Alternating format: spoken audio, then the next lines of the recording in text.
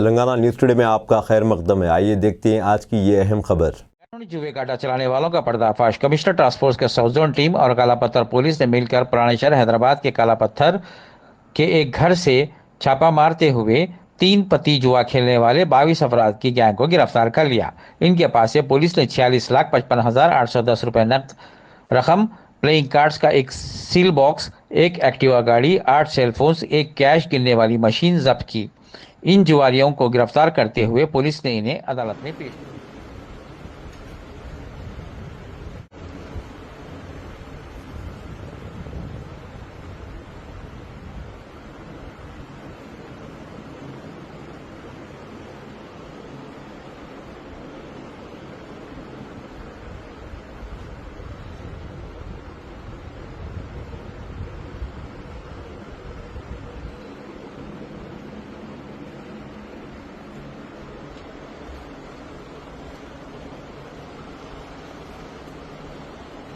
अब दीजिए इजहारुल हक को इजाज़त। मिलते हैं अगले खबर के साथ। तब तक के लिए हमारे चैनल को लाइक, कमेंट, शेयर करना ना भूलें। अल्लाह हाफिज़।